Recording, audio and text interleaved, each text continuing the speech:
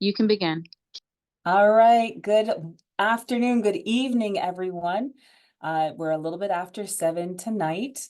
Welcome to Leadership Skills for Business Owners. My name is Professor Melissa Adeyeye, and I'll be your instructor for the evening. What we're going to discuss tonight are 3 learning objectives. We're going to focus on the emotional intelligence of a leader, and we're going to play around and explore these ideas. While we're in the session, you do have the ability to unmute and talk with us. I do believe it's being recorded and live streamed. So it is up to you if you'd like to disclose. You don't have to give us your name. Your videos are not on. But you can also chat with me over in the chat section. I'll be monitoring that as we're going through. I do like to have interactive discussions so that we can tailor our discussions to you and your experience. The 3 things that we'll be talking about this evening is how to recognize and influence the emotional atmosphere within your team or your business. Second, we'll give you some practical techniques for managing your own emotions. And this is something you want to apply in high pressure situations. And lastly, skills for empathetic leadership, thinking about and addressing the emotional needs of your team members. So before we begin, let me introduce myself. As I said, I am Melissa Adeyeye. I'm a professor here at Suffolk County Community College, and I'm on the Grant campus. You have my email address here. You are free and welcome to reach out to me. I would love to talk with you more or give you feedback on some of these communication concepts that you're exploring with me. In my days of studying, I have a Master's of Arts in Speech Communication, Rhetoric, and Performance Studies. And that means we explore not only the written and verbal messages, but also how we perform them. And you'll hear a variety of that in tonight's session. I've over 15 years of teaching experience, not just at our institution, but at others. And here I'm the faculty advisor for our communication club and our honor society. On the campus, I teach 4 of our courses. Of course, the Introduction to Human Communication, which gives a wide variety of communication concepts. I also teach interpersonal, which are some of the concepts that we're going to be studying here. So if you are a student, I encourage you to take COM 102 as an extension to these concepts. I also teach public speaking, how to clearly and succinctly get your ideas across. And lastly, intercultural communication, my absolute favorite, because culture is in everything that we do, and it is integral to effective communication. I've also done consulting work in Asia, specifically South Korea, China, and Vietnam, in the K through 12 industry, if you will, helping faculty, students, and administrators connect with their stakeholders and to maximize their communication.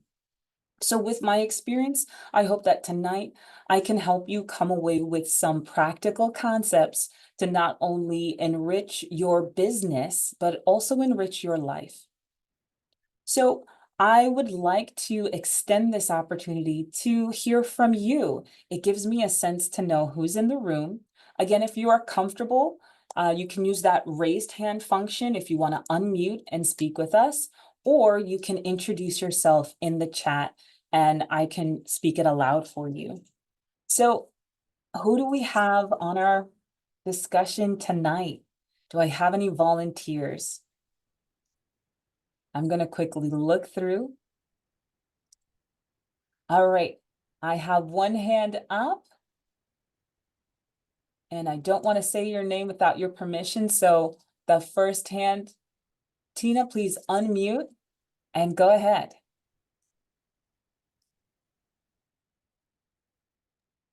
Can you hear me? Yes, I can.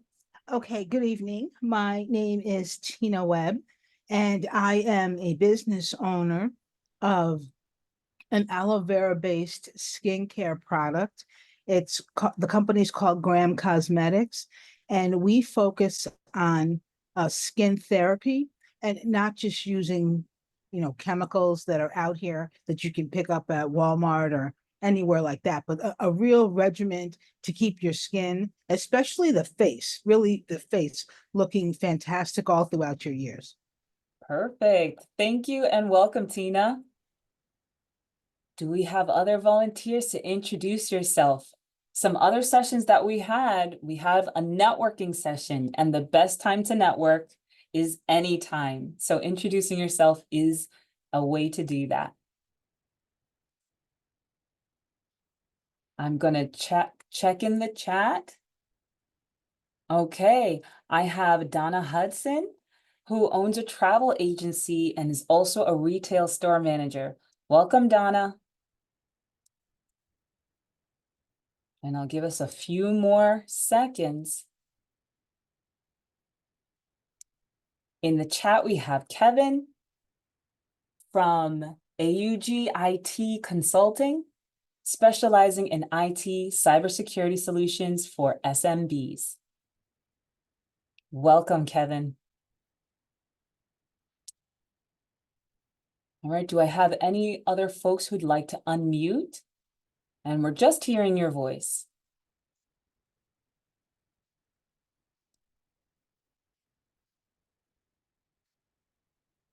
All right. Perfect. I have a couple more. Hi, Tabitha. This is Tabitha Brown. And still trying to figure out what business to start. Welcome, Tabitha. Brainstorming is the best time. You can get ideas from anywhere. We also have Alexander, who's a business development consultant and board member and advisor of a holding company, a cleaning company, aromatherapy company, music and live performance, real estate investment. And he's here to learn about his interpersonal relationships and his team building. Welcome, Alexander. And hi, Courtney, looking to start her own cookie company. This is wonderful, folks. Thank you for introducing yourselves and giving me some context as to who your stakeholders are and what you might be trying to bring across to them. So as we look at these terms, think about them in your own context. Who are your stakeholders? And by stakeholders, I mean, who are the people that you need to interact with? Then when we think specifically about leadership, we're thinking about who we may work with on a project or who we might have to do this. We could think about networking and connecting with other people. We can also take these same concepts and apply them to other relationships in our life, because as you are creating a company, you may be growing your personnel or growing your connections. So I want to start off our discussion of leadership with a question to you. What type of leadership have you experienced? Take a moment of self-reflection. Maybe it's the job that you're currently in. Maybe it's a job that you had a while back. Maybe you're even thinking about yourself. What type of leadership? Now, I'm not looking for a specific term because there's no quizzes in this class. But how have you felt about that leadership? Did you feel positive about that leadership? Or did you feel negative about that leadership? We could brainstorm for a moment, and I want you to do it for yourself, because this is now developing you as a leader. Think of that leadership experience you've had. And what were some of the positive leaderships experiences that you had? Was that person supportive? Was that person informative? Was that person welcoming? What was it about that leader that you enjoyed in that experience? Now, on the other hand, which might be easier for us to think about, what didn't you like? Now, we tend to remember negative experiences more. What didn't you like about that leader or that leadership experience? Were they dismissive of your needs or feelings on the job? Were they uncaring? were they unsupportive? Some of the other sides of what we saw in the positivity. So as you're writing, I want you to reflect on what you have experienced and use this as a way for you to guide what kind of leader do you want to be. I'll share a personal experience with you because we all have one.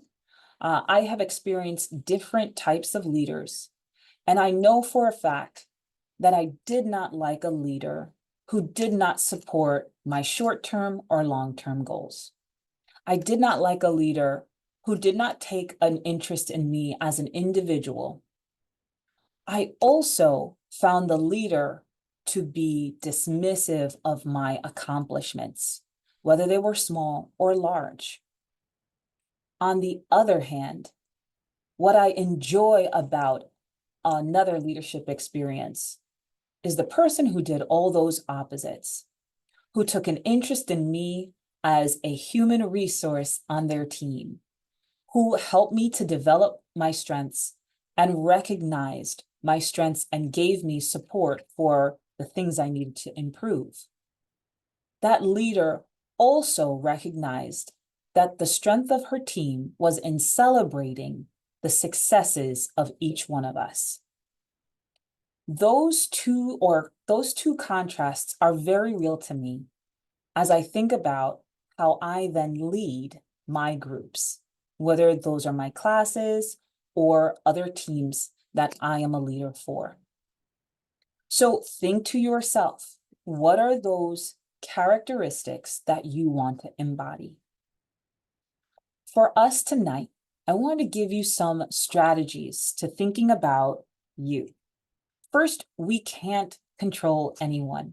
I want to share this quote from Carolyn Stern, The Emotionally Strong Leader. I recommend you read this book if you have an opportunity. I'll be sharing some of her concepts.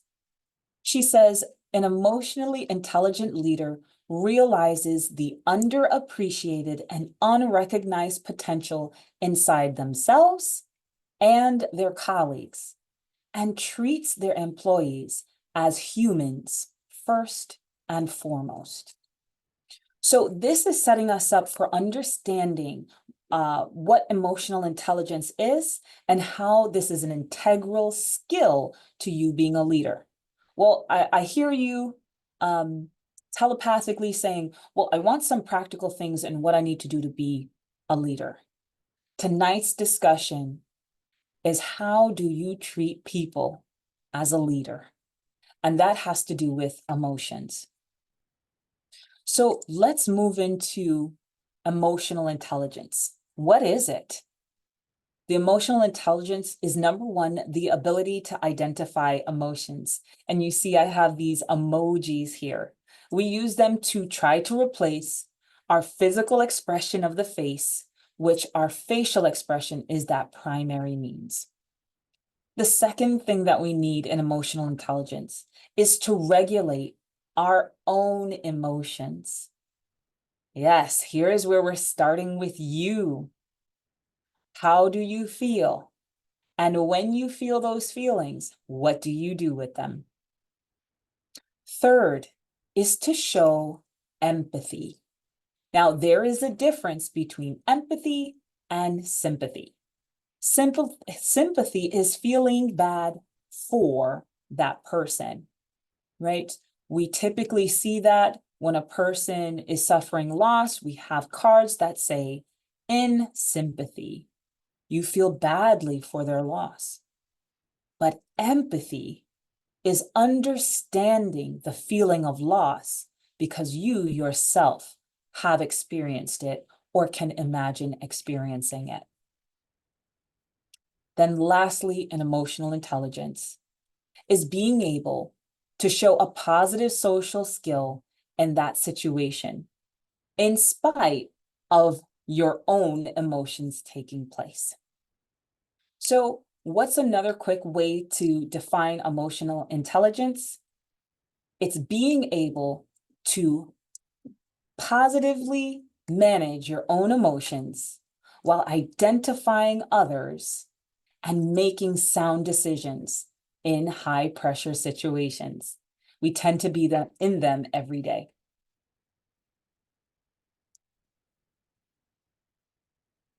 So let's focus on you. I'm going to ask for some participation, whether you want to give us some feedback in the chat, but I want you to write this down. We're going to journal. Let's start to identify your emotions. What are you thinking and feeling right now in this moment? Why are you thinking and feeling this way? Third, how are you communicating? And we can take this to mean, how are you communicating in this session? Or perhaps, how are you communicating with the people around you right before you got into this session? Then how is what you're thinking and feeling affecting that communication? And lastly, what can you do to improve your communication?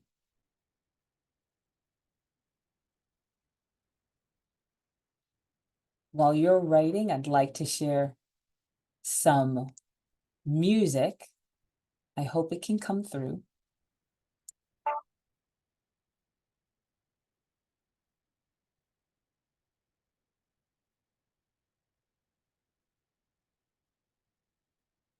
And let's just take 2 minutes to reflect on these 5 questions. Write them out.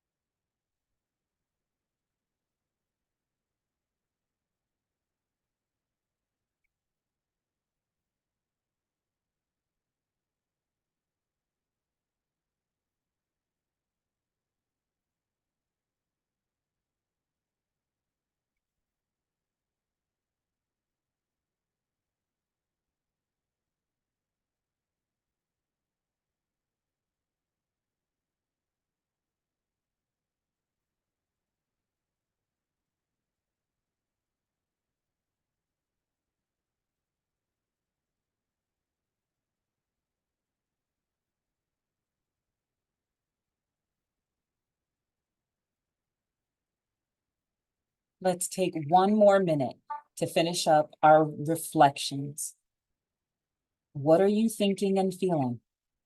Why are you thinking and feeling this way? How are you communicating? How is what you're thinking and feeling affecting your communication? And what can you do to improve your communication?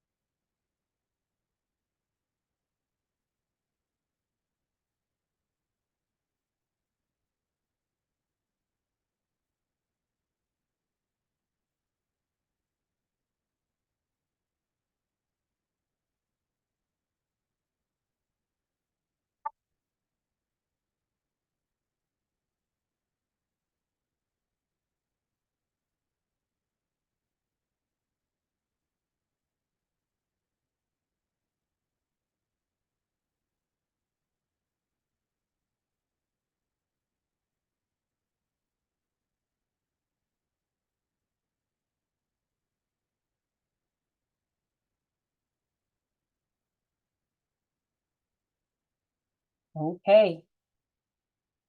Do I have anyone willing to share? Whether it's in the chat or if you feel uncomfortable unmuting and talking with us.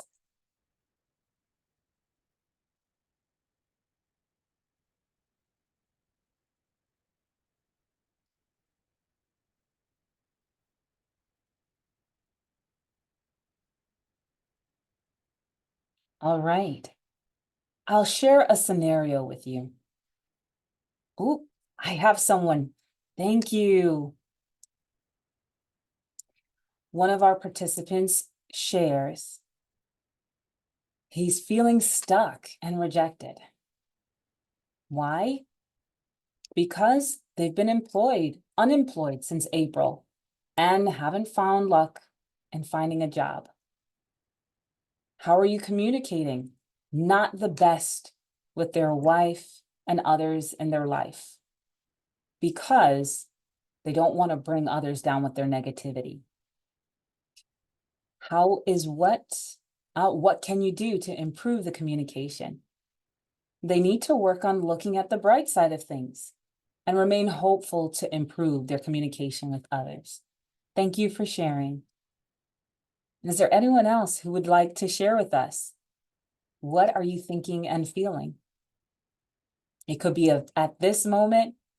It could be in another context. Great, we have another thought to share. Our participant says, when I manage others, I feel anxious to get in and say what they need to say and to get out.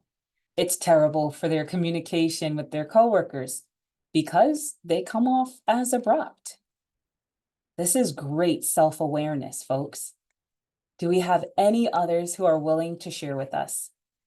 Because what this does is start to give us context and also helps us to see the humanity and needing to be emotionally intelligent.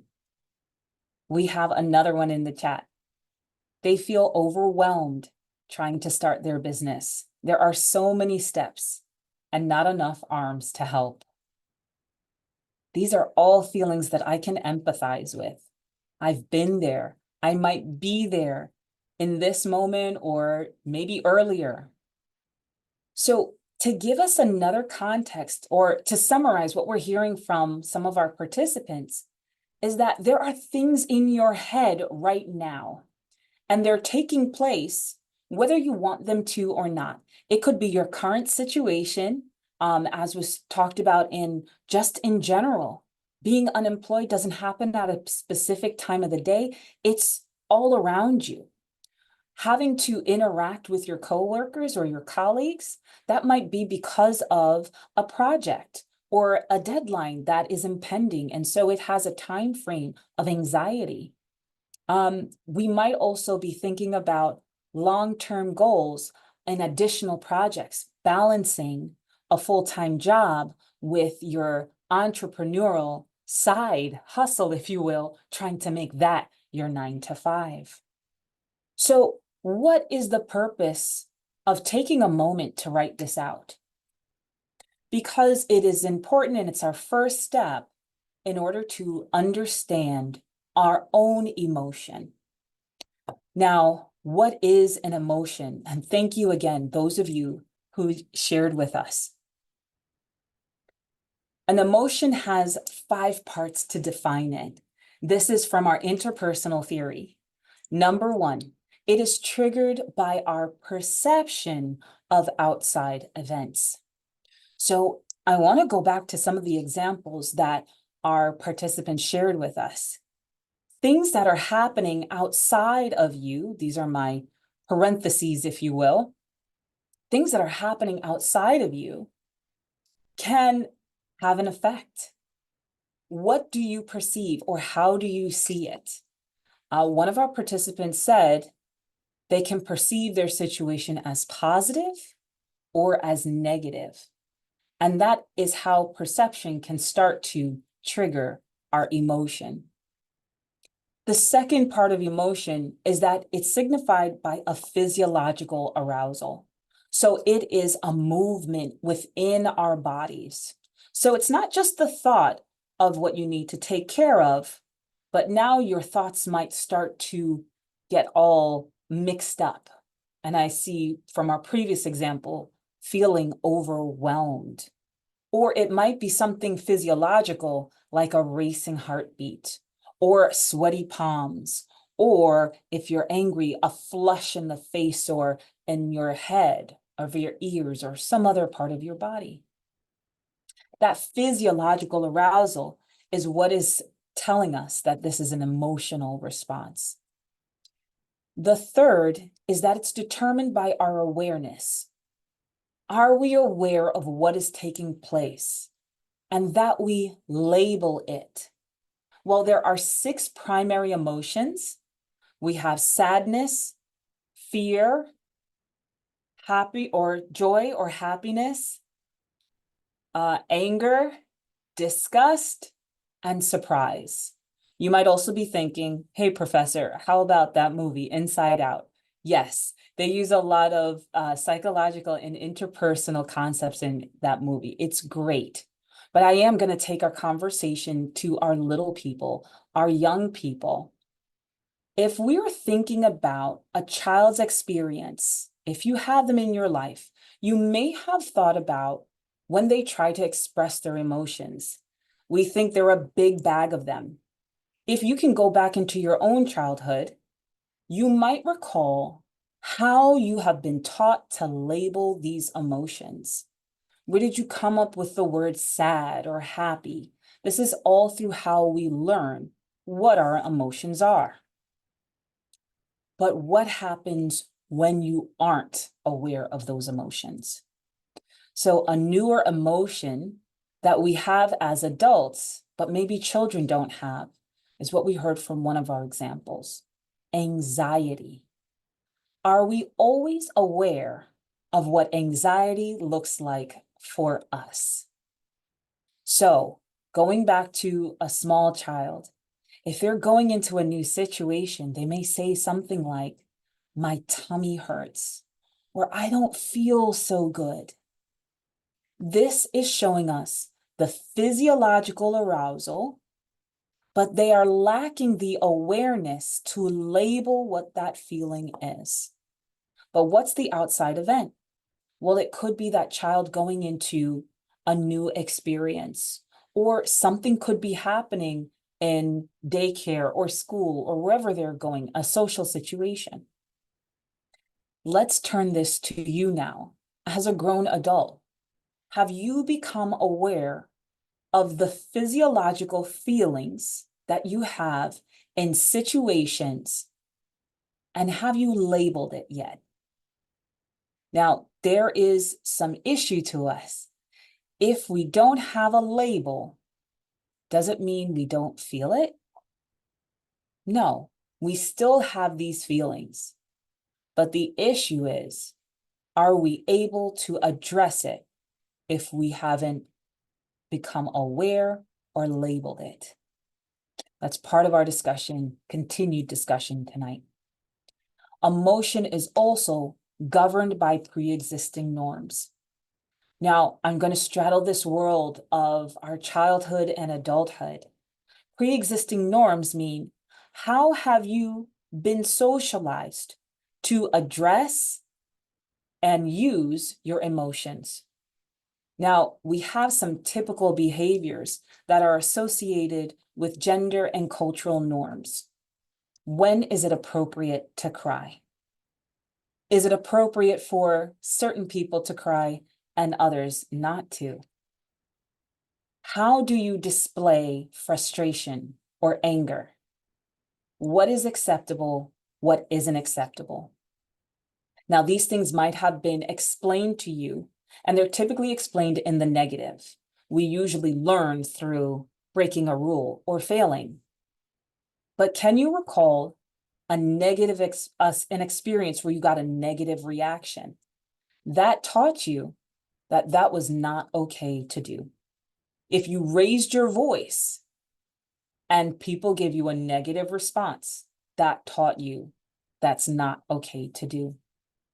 I want to go back to one of our examples where our participant said, that they feel anxious, but the way that the communication is coming out, coworkers say it's abrupt. Actually, the statement is coworkers, because I come off as abrupt. I wonder if that is a result of their response to your actions. And that's what brings us to the fifth part of emotion. What are the ways in which we show our verbal and nonverbal display of emotion? Oh, I love this in the chat. The method of expression and their reception. Correct. Emotion is all of these things together. So we're thinking about the situation that we're in. Now, let's also keep in mind, these situations don't always have to be in the present. Something in the present can trigger, and that's why we use that word, something from the past, something that we experienced before. So let's put this in the context of leadership roles. What might you have experienced from a leader in the past that makes you feel a certain way right now in the future? And we discussed positive or negative. So consider that as you are thinking about your emotions. Where are you in this moment? What are you feeling in that moment? Are you aware? And do you have a word for it? If we don't, we need to start thinking about how we describe it, because by describing, it helps us to now address it. How does our previous experiences affect what we can and cannot do? And what do we, in fact, do? So let's continue to discuss the idea of emotion. Feelings versus emotions. And then we'll also put in a mood, because these three things affect how we interact with another person. How are you feeling in this moment? Are you having a great day? Is it raining outside? And that turns the mood. Did something happen to you that got you this immediate reaction? Or are we kind of all over the place? So emotions are these intense spikes of arousal. Remember, it is a physiological response. It's something that's happening in your body. Happiness, sadness, disgust, surprise, anger, any one of those or a mix. Feelings are smaller emotions, and they come and they go. We see them here in the middle of our diagram. And then moods are low intensity, but they last longer. So I'm going to go back to a rainy day. How do you feel on a rainy day? Maybe you're a person who loves rain, but quite a few of us feel like we're in a lull. And that is a mood. You can be in a mood that also has you in this sort of joy as well, but it's not as intense or in your face, if you will. It's not a huge spike. So understanding these different types of emotions, feelings, and moods can, one, help us to identify our state and our experience, in turn, helping us to identify what's happening with our communication. Now, what else is taking place as we are thinking about our emotions or just communicating with one another? So here is a diagram, again from Carolyn Stern, that shows the iceberg effect. And in this context, the iceberg is looking at how others are experiencing our behavior and then showing what are the elements that impact that behavior. So if we know an iceberg, it might look big on top, right? We think of the Titanic. What really sank it wasn't what was on top, but the big, massive ice underneath the surface. What are all the things that we can't see? So you as a leader, what are your communications and your actions? How do you speak to your employees or the people that you are managing or to your team? What are the things that you do and how do you do it? So this goes with our choice of verbal words and our nonverbal communication. But what is impacting this communication? We did this in our journal question. Your past experiences. Folks, anything can remind you of the past. In communication theory, especially nonverbal, we learn that even a scent can bring you years into the past. And all of those memories and feelings can come flooding in. We know that your personal history, and this is your culture, everything about you is affecting the way that you communicate. The fact that you took a leadership session here with us at Suffolk helps to be part of what is influencing your communication. We have a continued list of attitudes, emotions, your thoughts, your beliefs, your intentions, assumptions that you make, your aspirations, the mood that you're in, your motivation, your fears, or your stresses. All of these things are playing a part in the communication that you have in the minutes or seconds, whether you're writing an email, whether you're having a face-to-face conversation. So why do we need to know this about ourselves? Because it helps us understand that when we are communicating with our team or we are managing others, that we need to be kind to ourselves first, because it can impact how we're interacting with someone else.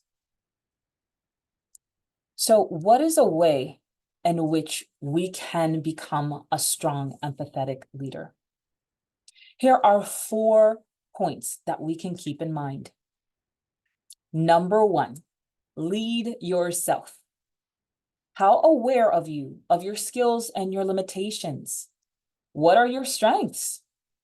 What are your weaknesses?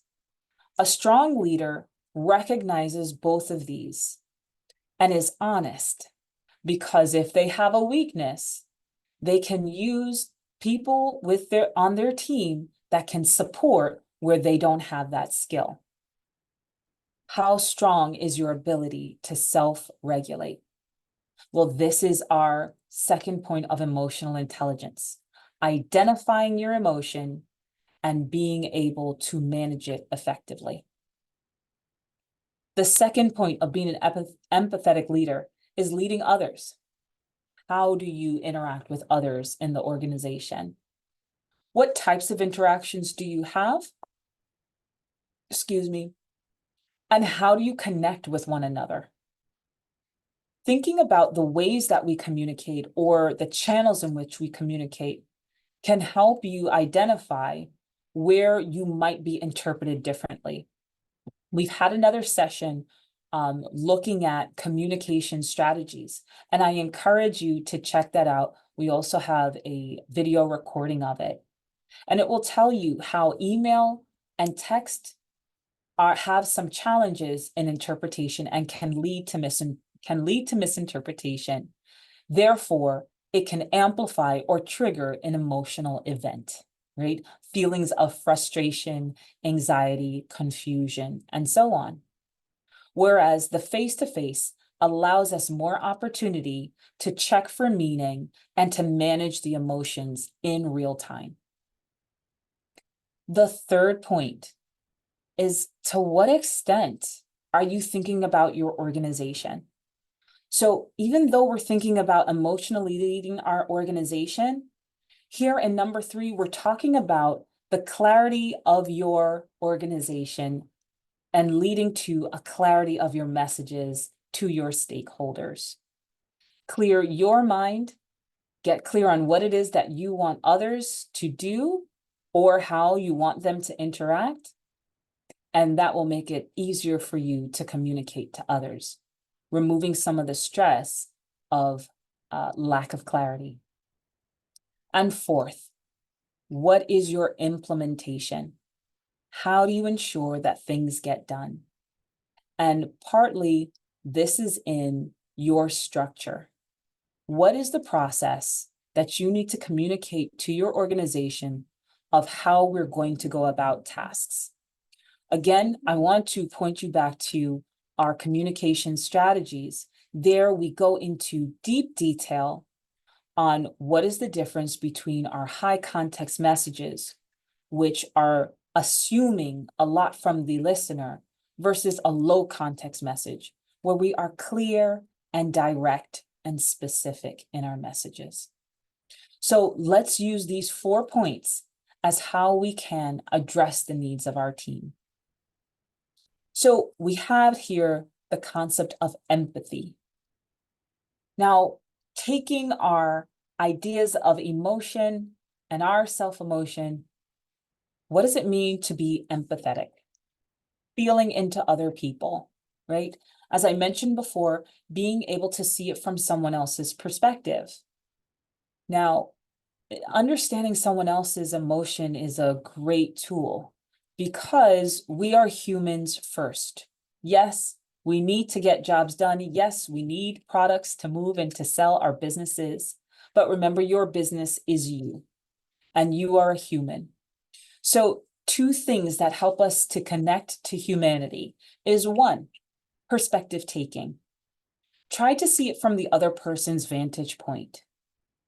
That doesn't mean that you need to feel the way they feel about it. So, what's an example? I want to provide an example that maybe some of us have been in, quite a few of us. Have you ever been late to a meeting? Or have you been late to an event? Just this concept of lateness can be an emotionally triggering event. Because if we're late, that means we may have missed something, whether it's information or the start of the event, or maybe it was even socially and missing introductions. So that can bring an arousal feeling. What if your employee or someone in your team is late?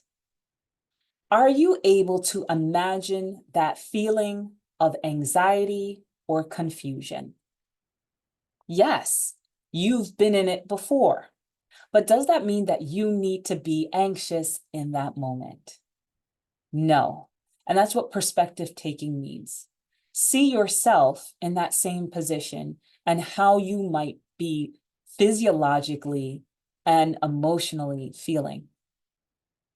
Next, empathetic concern is now taking that perspective, but adding in compassion. So when you were in that situation and you were late and you didn't know what was going on, or you missed introductions and you were feeling anxious, maybe confused, maybe borderline sadness, a mix of emotions, what would you have wanted in that moment?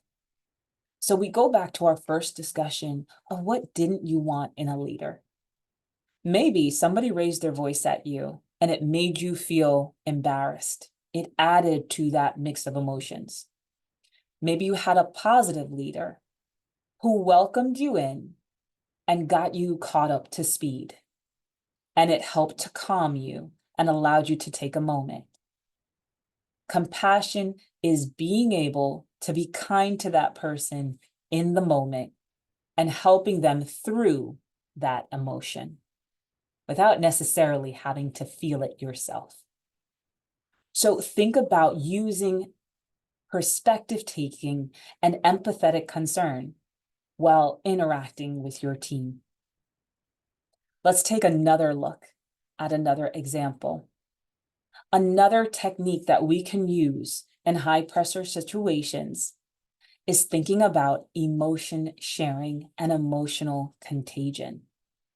Now, if you've had, and let's use a personal example, we all have people who are close to us in life. In those intimate relationships, just meaning close relationships, we might have had some emotional sharing. And what we mean by that is maybe your partner or a friend talked about an emotional event. Again, let's look at the negative emotion. Your friend went on a date and it didn't go so well, and they said something that was embarrassing, and now they are explaining this to you, and they're sort of feeling this all over again. And then you start feeling the embarrassment for them.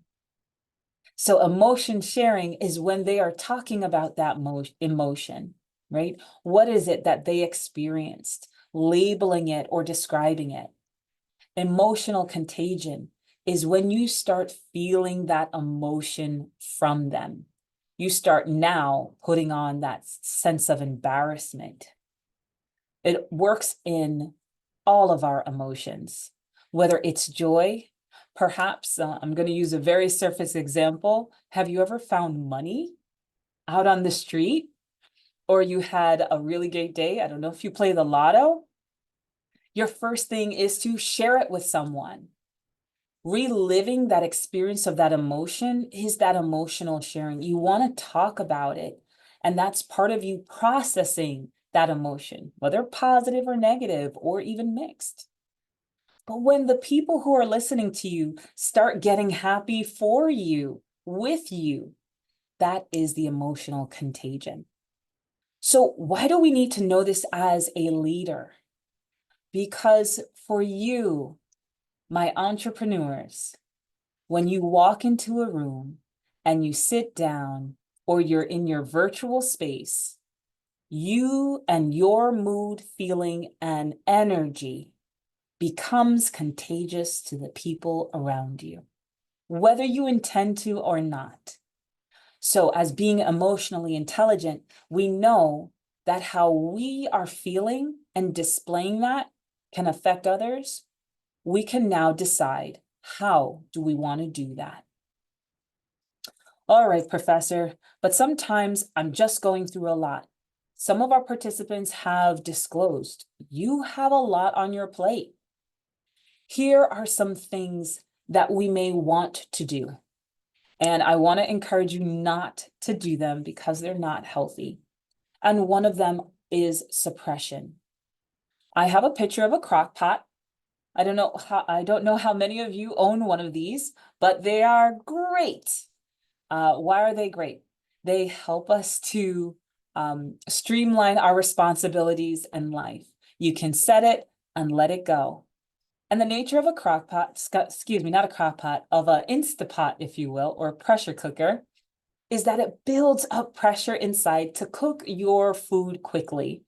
And so it helps to infuse the spices or whatever it is that you put inside it. Oh, but what does that mean for our emotions?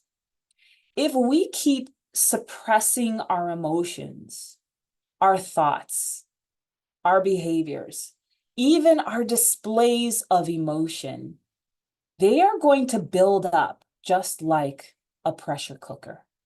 The intensity is very hot inside. The pressure, it has to lock on, or else it can blow up. Which takes us to another technique that we may commonly use: venting. Suppressing leads to venting. And here I have the top of that pressure cooker. Again, if you know how to use one of these, you can't just open the top and it's ready. You have to vent all the pressure that has been building up. And if your hand gets anywhere near that vent, what's going to happen? It will burn. So what does it mean to vent those emotions? These are going to be explosive displays of your emotions, and it's dominating your thoughts. It may be the only thing that you can think of. And unfortunately, your team, your intimate partners, your loved ones might get caught in the way. So suppressing and venting are not effective strategies of dealing with our emotions as a leader or on a team. What are some things that we can do instead? I encourage you to use one of these 4 strategies. One, encounter avoidance. If you know what causes an emotional response, avoid it. Think about ways in which you do not have to interact with that experience. Well, Professor, this is not always applicable. I work with this person. I can't avoid this person. Well, is it the person or are there behaviors that are triggering the emotional response? Are there topics that are triggering the emotional response? And so encounter avoidance is thinking about, like what we did earlier, what is it that is causing this feeling? And then we avoid it. If we can't avoid it, we can encounter structuring. So if we are in the moment or in the conversation, we can move away from emotion triggering events or conversations, whether it's a particular topic or it moves toward a behavior that creates an emotional response. We can think about it and then structure how will we handle it in the next experience, and then use that structure. We can also use attention focus. And this is refocusing what you're going to bring your attention to. So say, for example, you are in a meeting and you experience an emotionally triggering statement. We can avoid that statement. We can structure how we can respond to it, or we can turn the attention away from those statements to another subject or another point that can move us forward. Lastly is deactivation. Deactivation is by systematically getting used to this emotionally triggering event. And it will lessen how we physiologically feel about it. So this may be having sessions that talk about whatever that event is to get you used to that feeling so it is no longer an intense emotional reaction. Again, these 4 strategies are not just simple moments. These are self-awareness and plans that we need to use for ourselves. So what would I do in a situation that causes me an emotional intensity? And how and what is most effective to address it? Is it avoiding it? Is it structuring how I'm going to respond to it? Is it moving my attention? Or is it working at deactivating my emotional response to it? So the ways in which we do this, I want to bring us to the Cornell Health Resilience Pyramid from Cornell University. And all of the sessions that I've provided here, I always come back to this, and this is the session where it is in the middle of our understanding. Because for you to be able to be emotionally intelligent is to, one, take care of yourself. So here on the bottom of the pyramid, we see practice. What are the things that can reduce your emotional response? Hey, folks, I don't know about you, but if I don't eat, I get hangry. Yep. Feed yourself, fuel yourself. Not eating regularly can add to your emotionally or to events that can trigger you emotionally. And that's where we get that term hangry from. So feed yourself, move your body.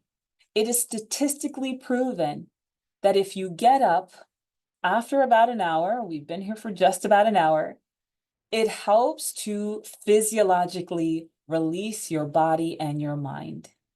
If you have a fancy watch, I have an iWatch. If you have it on those settings, sometimes it will remind you, hey, time to get up. These are some basic physiological needs and small things that you can do to lessen emotionally triggering responses. Get a good sleep if you can. or set times that you can sleep regularly. When can you look forward to that? I know as entrepreneurs, we have a little bit of time trying to get a lot of things done. But in that moment, perhaps all you can do is just take a breath. And we have something called the 4-7-8. Okay.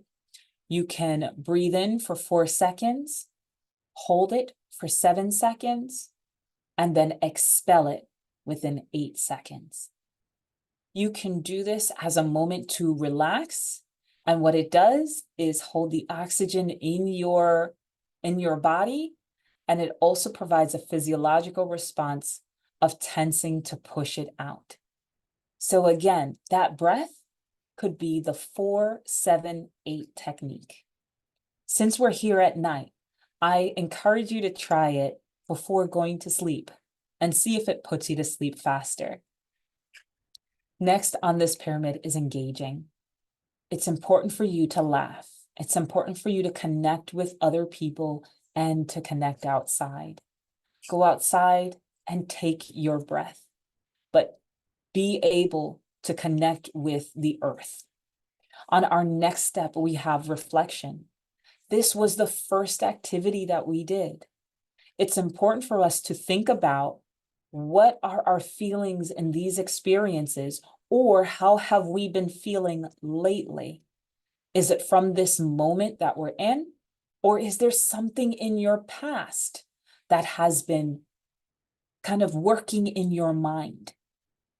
Take the time to analyze it for yourself. I want to go back down because someone asked me to mention the 4-7-8. So I think we should try it together.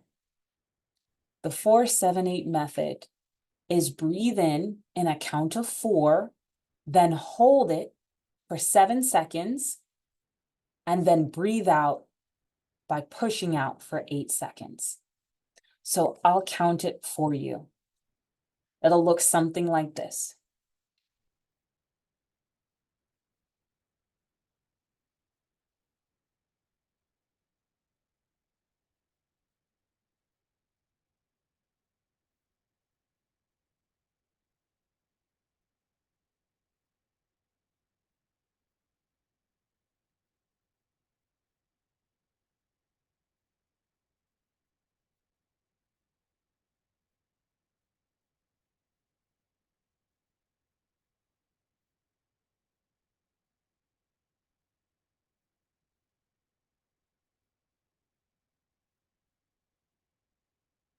All right, I'll count for you. If you want to try it along, we'll do one round of it.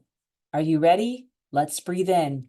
1, 2, 3, 4, and hold it. 2, 3, 4, 5, 6, 7. Breathe out. 2, 3, 4, 5. Keep pushing. 7, 8. And you can do that in a round of 4 times. Not many more than that, because it can make you feel lightheaded if your lungs aren't trained. But it helps to clear your mind and your lungs. I hope you've done that along with me as we go to making meaning. Expressing gratitude. We all have something, and that's life. But what other things can you be happy for? We may be experiencing loss in other parts of our lives, but having gratitude for what you do have can help to change your perspective and again, lessen the intensity of things that can cause an emotional response. And lastly, move to your purpose. Your purpose as an entrepreneur.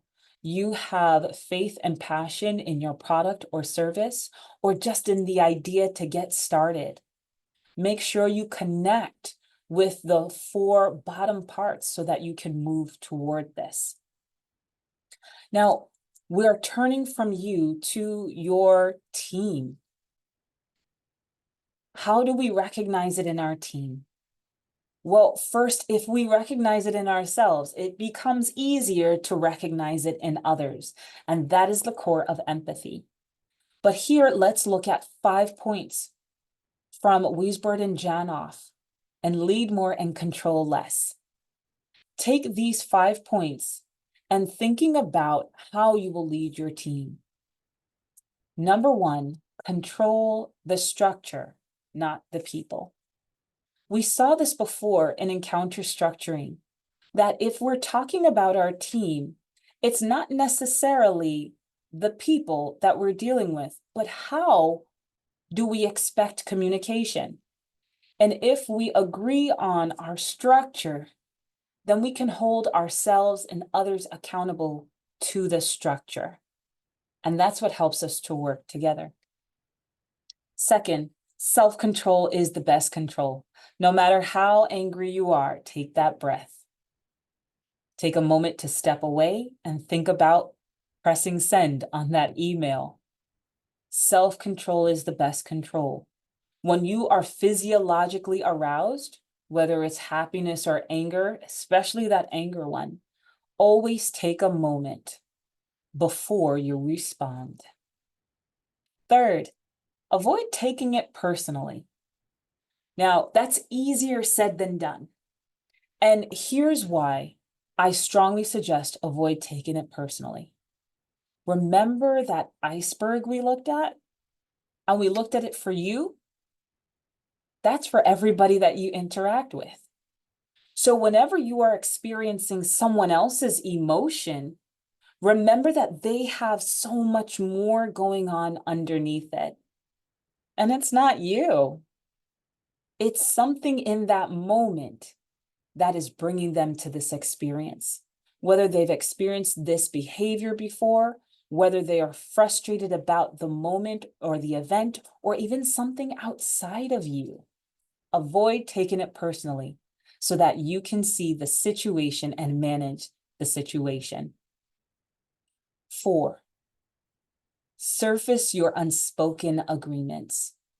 This takes us back to the structure. What is it that we are expecting of others? What is it that we are expecting of ourselves? If we bring that into the open by articulating it, we can lessen conflict and bring clarity to our communication. What is it that both sides or our team needs to be aware of? Don't make assumptions. And lastly, let everyone be responsible. If we've taken care of the other 4, we can bring our team back to, here's what we've agreed on. Here's the structure. Here's what we need to do. How can we move forward? What are the assignments for each person?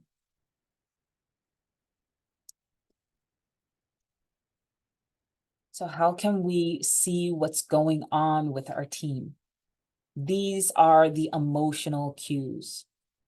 Emotional cues are those signals that you might be getting to know in yourself. Well, I can feel my own anxiety because it's tense in my stomach. Well, what does the face look like? Because that's what we can go on. What are their hands doing? What are their arms doing? What are the types of words that they're using? So verbal and nonverbal cues can tell us people's emotion. And you may be aware of these already because you've gone through life learning through your social experiences. But I want to encourage you to pay closer attention to these verbal cues.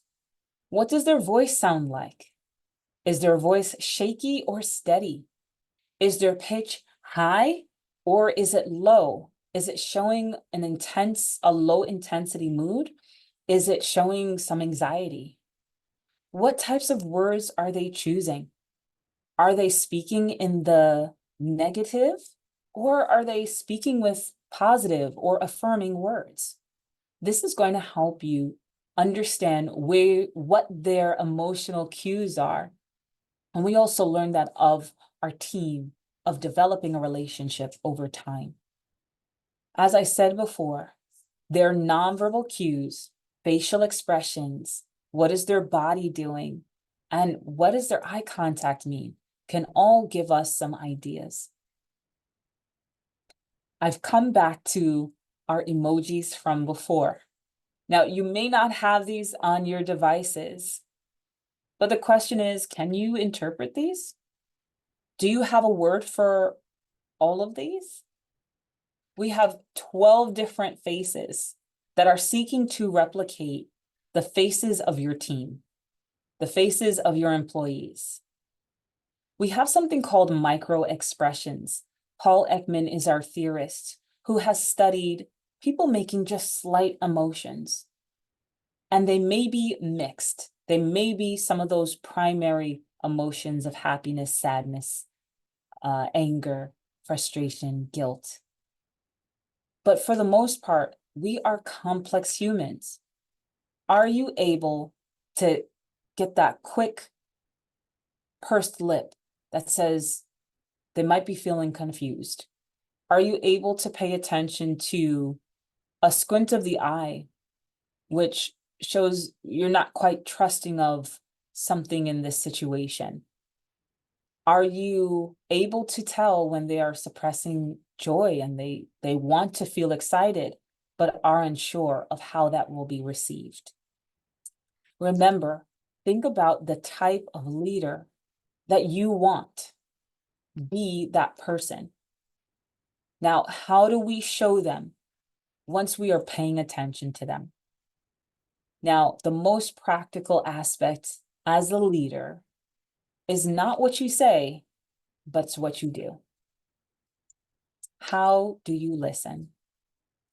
Now, listening, most people think is just an auditory experience. That's hearing. But to listen is to consider what is being said and other nonverbal messages that are being sent to you and how you are going to respond to it, whether it's verbal or it's in your nonverbals. So some things we want to keep in mind. First of all, what ways are we listening? There's 5 types of purposes. The first one is to comprehend. This is a great style if we're listening to our team members, if they're giving us reports. We might even jump down to analyzing. If we need that information in order to make decisions, we'll think about how it is presented or how information fits with other information. So we're really listening to the content of the message when we are listening to comprehend, and then listening to understand and also make action when we analyze. Sometimes we need to listen to support. Listening to support is thinking about the speaker and the message they're trying to send to us. Sometimes we might identify that our colleagues or our team members need to express an emotion in order for it to pass. They need to process it. As a leader, people will bring their emotional events to you, and emotional intelligence is the skill you're going to use to see it, identify it, empathize with it, and not allow it to take on emotion for yourself. So you can listen to support them in that moment. I hear you. I understand the situation. I understand your feeling in that situation. We can also listen to appreciate. And this is best explained as a great joke. We're going back to that resilience pyramid, and sometimes you just need to laugh. Or there is an interesting story that your colleague wants to share with you. That's listening to appreciate, just for the joy of listening. Sometimes those are moments that we need to release emotional frustration. And lastly, we can listen to discern, to tell the difference between things. We can specifically use that as an example to tell the difference between people's voices. And that is a great skill, especially if we want to be emotionally in tune with our colleagues. I have a comment here in the chat. Open door policy. Absolutely.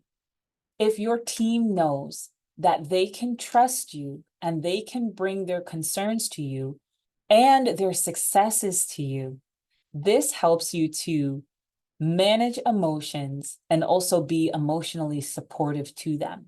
Now, I don't mean that you are managing their situations if they're personal. These might be emotionally triggering events that have to do with the job, and you can help them through these. Yes, been a big help with these lines of communication. Absolutely. So if you're able to laugh and see the joy, they may also be able to trust you with their concerns, concerns that may take them away from the job or concerns about the job and help you to problem solve. We also have 4 listening styles, and this is where we can get into some trouble because we might apply one of the styles inappropriately. And so going back to this concept of an open door policy, which is great. How do you know the way to listen? Well, we have these 4. Action oriented. What is it that I want to do? What do we need to do? That's the action. We're listening for that information. We might be even analyzing, but we are ready to do something at the end of that, or we're ready to give advice. Secondly, there's time oriented. Well, we're only here to 8:30, so I can't quite listen to what you have to say. We have to get in a short amount of time. And so our conversation or our communication may be brief. It may be more succinct than giving us additional information or even leaving out some details. A people-oriented allows us to address some of those emotionally triggering events where we're listening to what the person might be trying to express to us, whether it is about an emotion or in their expression of that moment, they are doing a sort of vent, if you will, right? They're expressing that emotion that you can identify. And lastly, content oriented, which goes back to maybe, again, listening just to understand what is the message about. So for you as a leader, when that door is open and they come to you, how do you know which way to listen? Because the problem may be is not that you're not paying attention, but we are applying an ineffective listening style to that moment. So how can we determine that? By asking clarifying questions. Ask, don't make assumptions. We can clarify what is being said in the moment, and then we can also paraphrase to show that we are listening and that we understand the statements or what is being said to us. So here is an example. They turned down my proposal. I can't believe it. I spent the better part of 2 weeks developing it. I have no clue what they really want. It's like a moving target. All right, folks. Was this a clear message? Don't we need some clarity here? We certainly do. You might have made a message like this, or you might have had somebody come in and say this to you. I can't believe what they did. So what are some things that are unclear here? I don't know if you can see my marker, but they turned down my proposal. Who is they? Are we making an assumption? Do we both know who they are? So if I do have an idea of who they are, I might offer it. Oh, do you mean the managing team? Who do you mean by they? And you can have that person clarify to you. I can't believe it. You can't believe that they didn't accept it? Or why can't you believe that? I spent the better part of 2 weeks developing it. Well, how much time did you spend on it? Because better part is not clear. You know, did they spend 2 hours last week and then another 2 hours this week? Or did they spend 2 hours every day for the past 2 weeks? So that amount of time can help us to gauge their level of frustration in this situation. I have no clue what they really want. Was there any guidelines to what you were to do or what your project was? It's like a moving target. Well, what do you mean by a moving target? Were there changes to the project? And if so, where can you reference that? What questions can you ask? So these are some clarifying questions to understand what is it that they're really thinking. When we are in an emotional state, we often just express the frustration, and it may not be clear. It's typically vague. But you as a leader, you can ask to get more information. We can even go back and asking these questions to determine which ways do we need to listen? Is it something that we need to get done? Do we need to help our colleague here get the project done or get clarity? Or are they taking a moment just to check in with us? Or are they looking for an emotional connection and how to process that frustration? Or are they relaying to you that this project isn't going to move forward? In this example, I think this is more of a person-oriented listening. And then we can move to, well, what do you want? What can I help you to do with that? Do you need advice? Do you need me to simply support you? Do you need some help thinking about it? Ask these questions because it shows that one, you're listening, two, that you want to be supportive to them in the way that they need. Ask those questions. So we're using our verbal responses in listening, but what about our nonverbal? This is a great slide for you to screenshot and to practice. Just like we talked about encounter structuring, these are some listening responses that I encourage you to pay attention to. When your colleague or your team is coming to you, how do you respond? Do you say things like, that's crazy? I don't see why that made you upset, angry. I don't see why you're disappointed.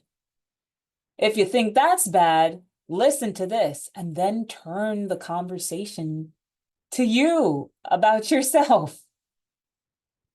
Or do you just dismiss them? You think you're the only person who's had that problem? All of these are unsupportive responses, and you may see that clearly when you hear them, but you'll be surprised how often we may do it because we also are feeling an emotional event, or we might feel that emotional contagion. Resist these responses and practice. I see. Tell me what else happened. What do you mean by that? How did that make you feel? This is a great question because it helps them to identify the emotion, and that's part of processing that emotion. That's wonderful. That's great. That's fantastic. Or if it's a negative experience, that must have been hard, horrible. That must have been embarrassing. These responses show your support, not just necessarily in the content of the message, but that you're actually listening and are invested in what they're bringing to you. Well, what if I am time-oriented and I don't have a lot of time to listen? What we do is bring assurances. When that person comes in, you can say, hey, I would really love to talk with you, but I'm short on time today. Can we talk? Not later. Give them the time. That reassures them that you are invested and that they can come to you, but this moment is a limit. We do have boundaries, and it's okay and healthy to have those boundaries. So pay attention to how you're responding. What are those words that you say? But then what does your body say? I love doing this activity in person because in real time, you can see how it looks, and how it feels. But I encourage you to try these at home. Try it in a mirror or have one of your loved ones try it with you. Again, screenshot these discouraging or encouraging nonverbals.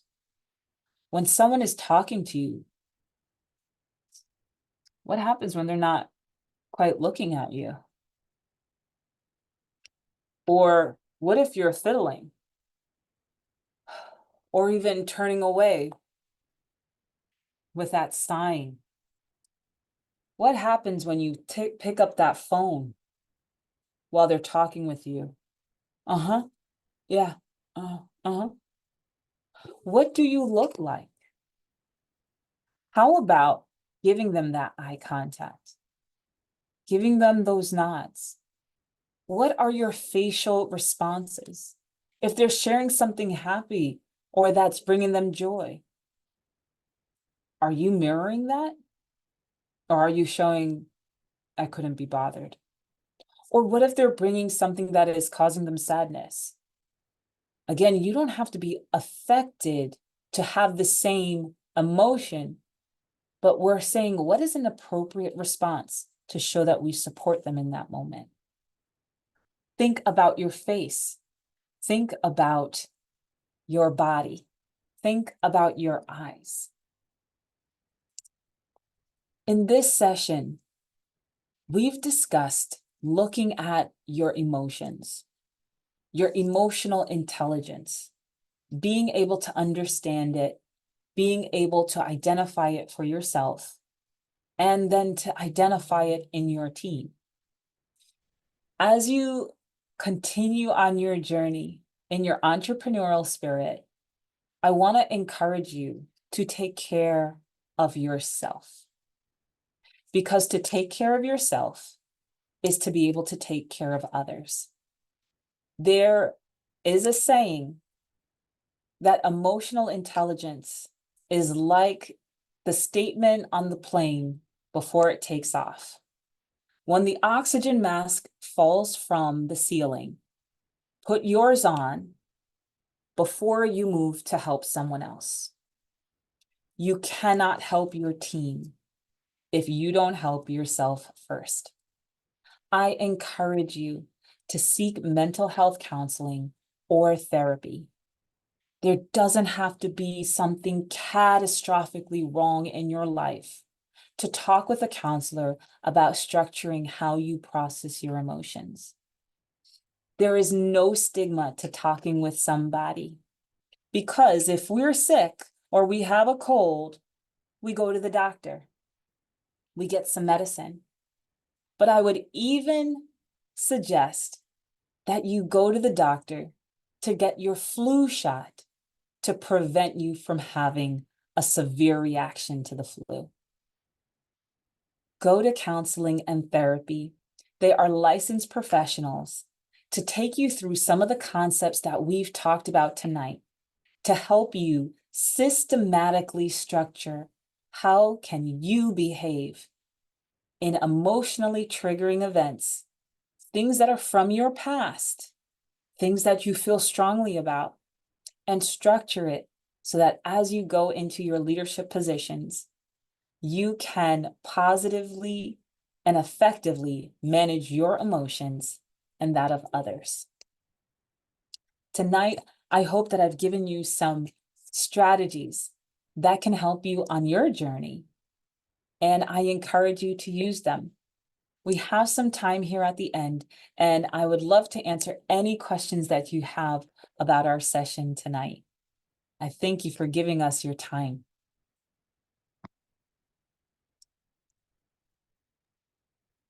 When will this webinar be available to us? Great question. I'm going to ask if Jennifer is here. She would be knowledgeable about this. Yes, this should be available on our YouTube by next week. Okay, thank you. Perfect. Any other questions?